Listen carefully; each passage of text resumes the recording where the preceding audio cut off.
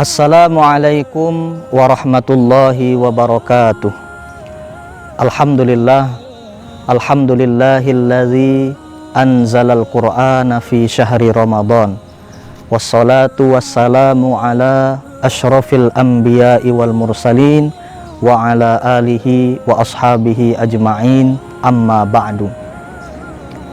Para pendengar yang dimuliakan oleh Allah Subhanahu wa ta'ala, pada kesempatan kali ini tema kultum kita ialah bulan Ramadan, bulannya Al-Quran.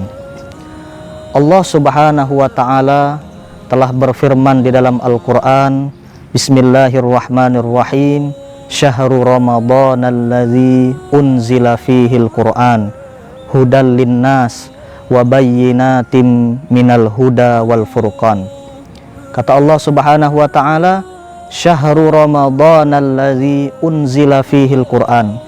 Bulan Ramadan adalah bulan di mana Allah Subhanahu wa ta'ala menurunkan Al-Quran.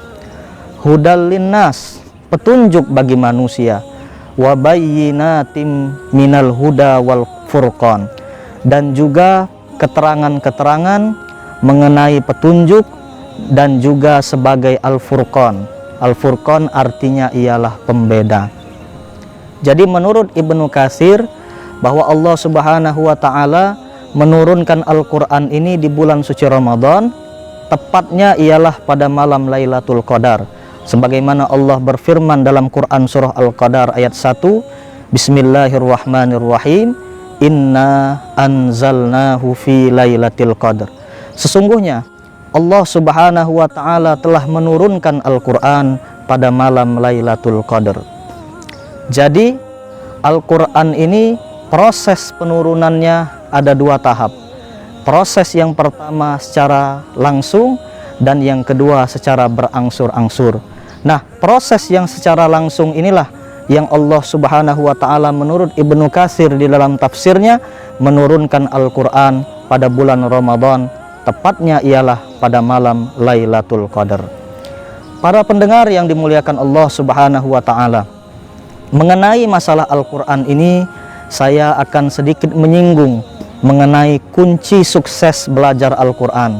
Seorang ulama yang bernama Kiai Haji Arwani Amin dari Pondok Pesantren Yanbu'ul Quran di Kudus, Jawa Tengah, beliau mengatakan bahwasanya kiat sukses, kunci sukses belajar Al-Quran ada 3. Yang pertama, kata beliau, kiat sukses belajar Al-Quran ialah kita jangan melihat ataupun memandang siapa gurunya.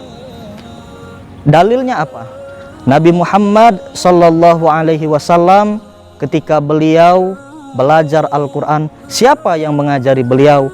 Yang mengajari beliau adalah malaikat Jibril. Kalau secara kemuliaan, jelas Nabi Muhammad lebih mulia daripada malaikat Jibril. Untuk itulah bisa diterapkan dengan kita. Kalau ada pengajian Al-Quran, ada majelis ta'lim tentang Al-Quran, maka jangan dulu kita lihat siapa gurunya. Ikut saja dulu. Kalau kita punya ilmu, nah baru kita bisa memberikan masukan, nasihat, dan lain sebagainya. Itu yang pertama. Jangan memandang siapa gurunya. Karena banyak di antara kita yang terlalu memandang siapa gurunya, ingin diajari oleh lulusan ini, lulusan itu, hingga akhirnya kita pun tidak jadi dalam belajar Al-Quran. Na'udzubillah min dzalik. Itu yang pertama. Yang kedua, kiat sukses belajar Al-Quran, kata Kiai Haji Arwani Amin, yaitu kita jangan pernah malu dengan umur kita. Dalilnya apa? Nabi Muhammad SAW ketika belajar Al-Quran, umur beliau bukan anak-anak lagi, hadirin. Umur beliau 40 tahun. Nah, kalaulah kita malu dengan umur, kapan lagi kita bisa belajar Al-Quran? Jadi walaupun sekarang mungkin umur kita sudah 30, 40, 50, 60, bahkan 70 tahun, tetaplah kita belajar Al-Quran. Tetaplah kita berusaha untuk memperbaiki bacaan kita.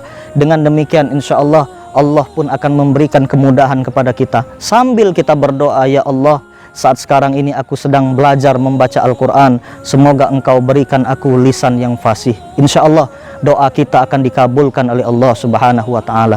Jangan pernah beranggapan kalau kita sudah berumur maka lisan kita sudah keras, sudah susah dan lain sebagainya. Jangan, harus tetap kita belajar walaupun umur kita sudah 30, 40, 50, bahkan 60, bahkan lebih daripada itu. Dan yang terakhir, yang ketiga, kiat sukses belajar Al-Quran, kata Kiai Arwani Amin Kudus, yaitu perlu waktu yang lama.